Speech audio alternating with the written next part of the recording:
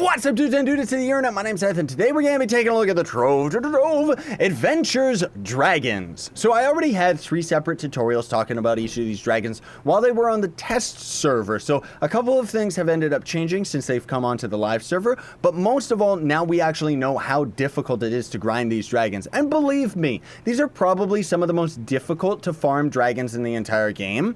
And a lot of it has to do with bad code, I would honestly say, and poor decisions on the dev side of things, which that's just my own personal opinion, just because I know that they want these dragons to be something difficult to get, and I'm not saying they should be easy, but they're way too difficult to get. Like, for the casual player, a lot of these dragons are just going to be unattainable, but who cares about any of that? Let's just start showing them off. This is going to be the beautiful Bubble Dragon right here, the Pristine. He's going to end up giving 1,000 max health, 10 to your crit damage, or 10% to your crit damage, and 50% to 50 more magic fund, not 50%. Yikes, what am I even talking about? He's all bubble themed. He's really cool in that. I love the little detail of his tail actually being a bubble blower, and while you're actually flying in the air, you got bubbles coming out of it. The video effects of all the fireballs, of course, is going to be bubble themed and appropriate, which is great. And I love how the water actually ends up looking more like bubble liquid than it actually looks like a splash of water. Like, they actually did a fantastic job with the video effects. I guess that's why they ended up just kind of cycling these same video effects into the Gunslinger's bubble costume as well, right? Which was actually created by the same user who ended up making this dragon. So the way that you end up actually getting the fragments for this bad boy is fishing. It's going to be a completely random chance of getting the fragments while you're fishing out in the world. I don't think that it matters what liquid you're farming in, but you're going to end up wanting to farm your fish out of normal water because of the resources that it's going to actually take for this guy. But I just wanted to show you this right here. This is ridiculous. Like, look at that amount of time. That was maybe roughly 30 seconds, right? And we got a jumping jadefish. Perfect, because the jumping jadefish is going to be the fish that's required in order to actually get this dragon, right? Now, before we continue and actually look at his crafting recipe, I just want to mention this because I've seen console players question it and ask what's actually going on. How come you have a Dragon Crucible in your club world?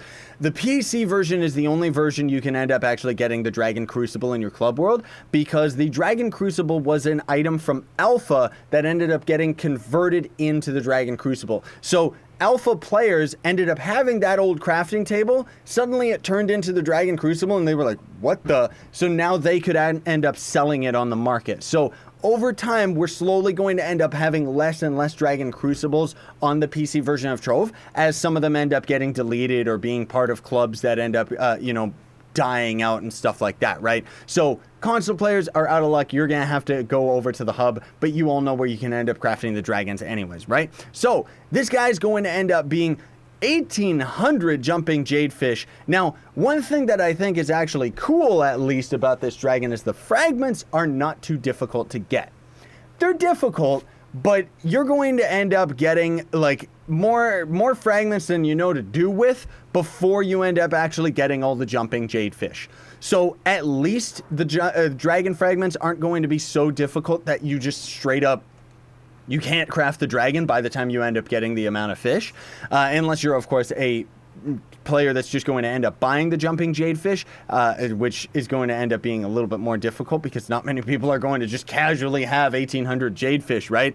But that's the whole thing, is you got to take into account that that's 30 seconds per fish, which not only that, you're also going to have an average of like, are you going to end up getting a jumping jadefish every single time, or are you going to end up getting other fish? And that's also fishing, which fishing I feel is something that definitely needs a lot of work in this game. It's absolute trash because, like most of the features in this game, unfortunately, it takes away from everything else. So while you're fishing, and that's just nonstop sitting in front of the water like an idiot doing nothing, while you're fishing, you're not going to be able to grind your levels. You're not going to be able to grind your gem dust. You're not going to be able to grind any flux or anything. You're just fishing. That said, it means that jumping jadefish are going to be a lot more expensive, so you might want to be able to capitalize on that and start selling them for people that want to end up crafting this dragon. Generally, though, the dragon itself is not difficult. I would say that. It's time-consuming, it's boring, it's annoying, but if you can grind it out, this is probably one of the easier dragons in the game, and I would say that starting players are probably going to be able to get this dragon a lot easier than most of the others, just because of the simple fact that everybody can fish, man. It's just time-consuming and sucks. And again, you know, the fragments are going to be very easy to get. Golden seashells are no problem. You get that for completing dungeons in treasure isles and all the ocean and stuff like that. And then 25,000 flux, that's not too bad. 300 dragon coins, whatever. So anyways, let's swap on over to the Starfire Dragon, because this one, you know, my tutorial talking about this dragon, which is beautiful and majestic, by the way. Like, look at those wings. I love the attention to detail. I love how it kind of looks like there's lines kind of showing that it's the constellations on its wings, and the big vibrant orange going all the way down to a nice dark purple, unless it's supposed to be a blue. I'm kind of colorblind when it comes to like certain purple and blue palettes, but in either case, it's a beautiful dragon. In my tutorial that explained it and talked about it, I noticed that a lot of people were very confused in my explanation of it. It's not that my explanation was bad, it's that, honestly speaking, the Trove devs need to make up their mind in what they're actually calling world boss enemies, because what the game actually says to defeat is just like elite mobs and shadow towers, or at least that's what it said in the patch notes, right?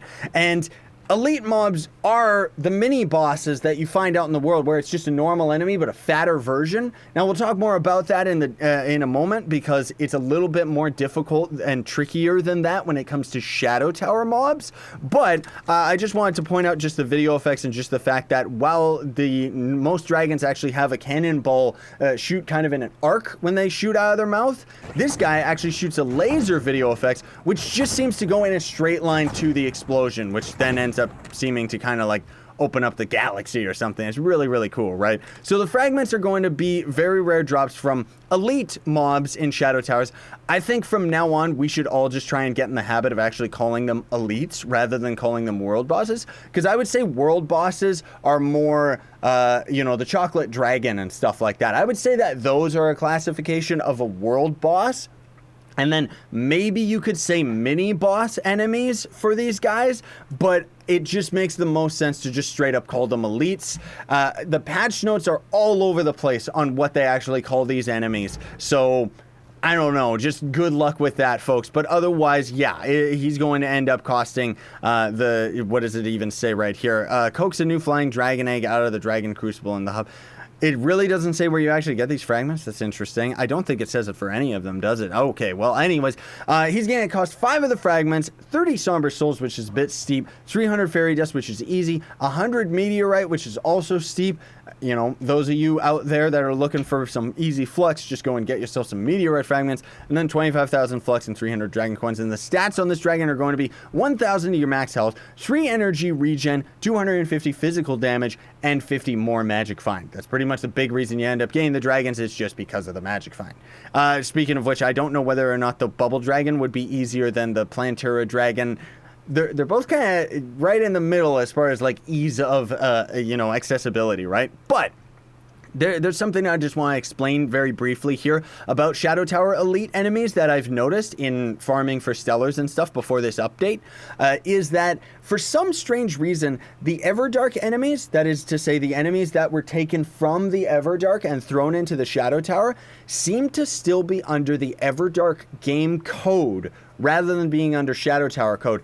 In that, I've noticed that the Everdark enemies actually don't drop any items. They don't drop Stellars. Sometimes they do, but most of the time they don't. It's very strange. And that makes me question and say to be warned that you might want to skip over those enemies when farming for this dragon, because I don't know whether or not they can drop the fragment even if they don't drop gear. I think the enemy has to drop gear in order to actually end up dropping the fragment, or drop any item. It's not that it has to necessarily be gear in order to actually drop the item, because yeah, you know, that's pretty confusing, and I wish we could get a quote from the devs on that one, but we are talking about something that is most likely a bug that they still haven't ended up ironing out, so hopefully they become aware of it once we actually talk about it in this video, right? So another thing I wanted to mention is that those of you out there that have farmed up all the other dragons from enemies in the world, like the, you know, the primordial dragon right here,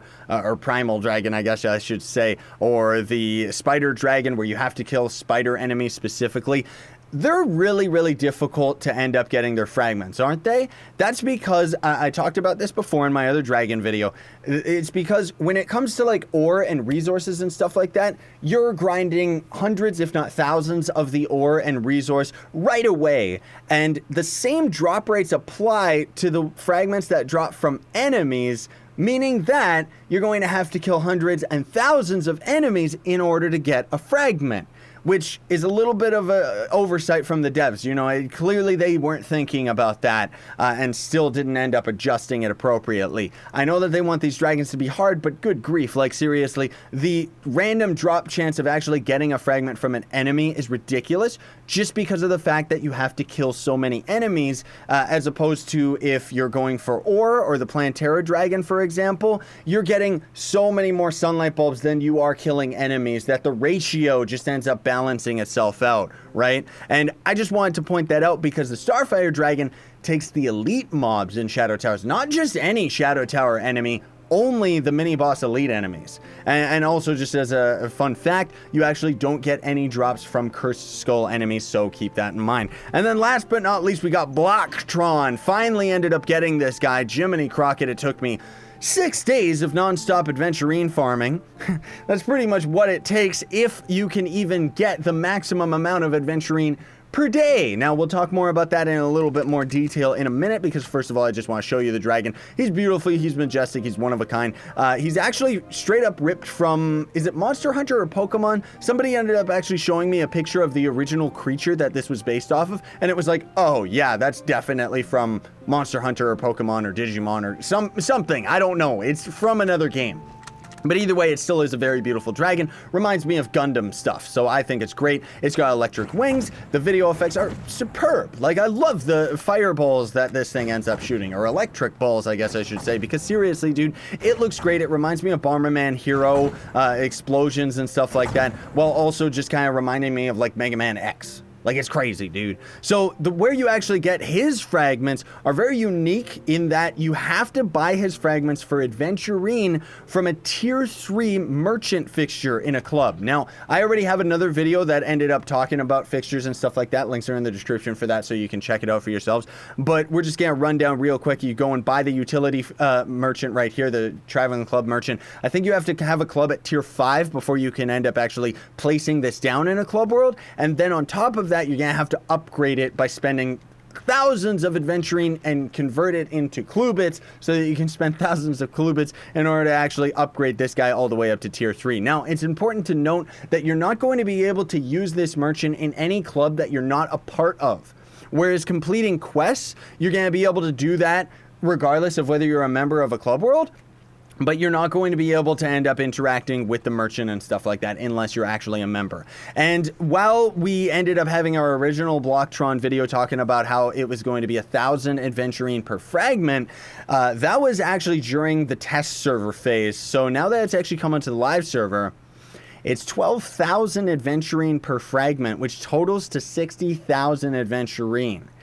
And like I was saying previously about there being the daily cap of getting adventurine, you know, this is already ridiculous because with my other video that I ended up putting out talking about how you farm clue bits and adventurine, that was already very, very time consuming, killing the 300 enemies over and over to get your adventurine. But at least it's possible to end up grinding up 220 daily quests for your club, because that's the amount that you can end up doing. It doesn't matter if it's for your club or for everyone else's club. You can only do 220 quests, and then from that point on, you're going to end up earning experience for your whatever club quest you're completing, but you're not going to end up earning the adventurine, right? So as of right now, it's going to be patched, but there is a parrot quest where you kill pirate parrot dudes or whatever, and it's actually the most efficient way of farming adventurine in the game right now. You're going to be able to get around 10,300 adventurine per day if you're a patron user and have patron, or somewhere around 7,000 if you don't have patron. It's going to take 3 to 4 hours every day of non-stop grinding that parrot quest to get yourself that maximum amount of adventurine. Once that ends up getting nerfed, it's probably going to take somewhere around 5 to 7 hours a day of non-stop grinding, by the way, to get yourself all the adventurine. And you need 60,000. So that's 6 days dedicated just to farming this dragon, especially once the parrot quest ends up being nerfed. So if they end up nerfing that quest, honestly speaking, you know, that's perfectly fine because I know that it feels a little bit cheaty. But I think that the devs really need to reevaluate like all the adventurine costs because they're ridiculous in general. Blocktron is insane. It's like the devs want us to take months of our own personal time, wasting our personal time, I should say, to actually grind this dragon, rather than it being something that you just passively are grinding over time. Like, I think that would be great, is if you could end up completing these club quests and getting adventurine while you're out adventuring, rather than having to go out of your way to complete these quests as timely and efficiently as possible in order to get as much adventurine as possible, right? Because otherwise, this dragon is just insane. I could see if they ended up lowering the price to 5,000 to 7,000 adventurine per fragment, then it would be something that at least feels like, oh, I can see the light at the end of the tunnel. This is something that's possible. Because otherwise, it's insane. Like, I thought the reason that Blocktron was going to end up having cheap fragments was because of the fact that that's topped with the fact that you're also going to have a tier 3 merchant. And most starting clubs are not going to be able to do that. Just straight up, you're not going to. Now, I don't want to sound like all negative about it or anything, or say that this dragon isn't worth it, because he's beautiful. But as of right now, I wouldn't say that he's worth the amount of effort that it takes to end up actually getting this guy. Maybe if they ended up keeping the pirate quest, or having some more efficient way of grinding adventurine, and then also removing the daily cap, I think that would be great, because then, you know, the hardcore could end up grinding this dragon out in 2 or 3 days, rather than everybody else that then they could end up taking months to end up grinding the dragon. Because that's kind of the thing, is I think the devs have a little bit of a warped perspective on things when they start seeing endgame freaks like me and everybody else getting Blocktron, and they're like, whoa, we didn't want people to get this dragon that early, not realizing that the average casual player is not going to be able to get this dragon ever. Like, seriously, it's that ridiculous to end up grinding it. But in any case, you don't care about that. The stats on the dragon are going to be 1,000 maximum health, 10% to maximum health, 500 physical damage, and 50 magic defined. And then also, just because the fragments are so expensive, the dragon itself is just going to be a measly full stack of purple, orange, and yellow prime blocks, 25,000 flux, and 300 dragon coins. So generally, for crafting him, it's really, really easy. Getting the fragments for him, though, very, very difficult. Now, you'll have to excuse that I ended up going on a little bit of a rant here, but most of all, it's just that whenever I end up making videos like this, they tend to be very popular just because everyone's trying to figure out like how they actually get the new beautiful dragon. And because of it, I feel that these videos are very appropriate to put my feedback on them, to end up kind of just mentioning just like, is it too difficult? Is it a nice right balance or anything like that? Honestly speaking, I think that this dragon is a little bit too difficult as of right now. He's okay because we have the parrot quest, but as I said, that is going to end up being nerfed sometime in the future. I don't know what their alternation is going to end up being to grinding adventurine, but if they keep the 12,000 fragments, or 12,000 adventurine per fragment, I think that that's going to be absolutely ridiculous and drive most people to just not even get it, right? However, there's a lot of freaks on this game, like me included, that are going to end up just grinding out the dragon because it's beautiful. Like, seriously, look at this thing. You deserve to have it. Now, in any case, thanks so much for watching, everybody. Very much appreciate it. Excuse this video being long, but I wanted to kind of get into a little bit more detail that I didn't get to get into in my last videos, talking about, like, how exactly you end up getting all these dragons. But in either case, I hope you have a fantastic day. Don't forget to like, share, favorite, and subscribe for more daily content. That's also going to build up loyalty points to my merch store, where you can end up picking up this shirt and a bunch of others, and that's going to be links in the description. And then for those fans that want to go the extra mile, you can actually donate to me absolutely free with Gawkbox. Links are in the description explaining that and linking to the appropriate website as well. Sign away and stay epic, everybody.